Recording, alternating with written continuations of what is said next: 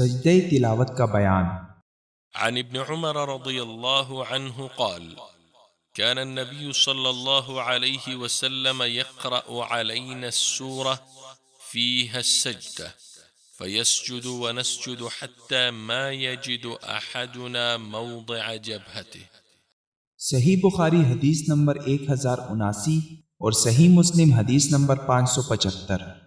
حضرت ابن عمر رضی اللہ عنہ نے فرمایا کہ نبی کریم صلی اللہ علیہ وسلم ہماری موجودگی میں آیت سجدہ پڑھتے اور سجدہ کرتے تو ہم بھی آپ کے ساتھ ہجوم کی وجہ سے اس طرح سجدہ کرتے کہ پیشانی رکھنے کی جگہ بھی نہ ملتی جس پر سجدہ کرتے۔ عن عبد الله بن مسعود رضي الله عنه قال قرأ النبي صلى الله عليه وسلم النجم بمكة فسجد فيها وسجد من معه غير شيخ أخذ كفا من حصى أو تراب فرفعه إلى جبهته وقال يكفيني هذا فرأيته بعد ذلك قتل كافرا۔ صحیح بخاری حدیث نمبر 1067 اور صحیح مسلم حدیث نمبر 576۔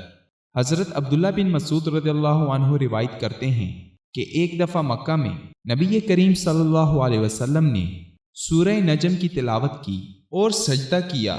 آپ کے پاس جتنے آدمی تھے مسلمان اور کافر ان سب نے بھی آپ کے ساتھ سجدہ کیا، البتہ ایک بوڑھا شخص امیہ بن خلف اپنے ہاتھ میں کنکری یا مٹی اٹھا کر اپنی پیشانی تک لے گیا اور کہا میرے لیے یہی کافی ہے۔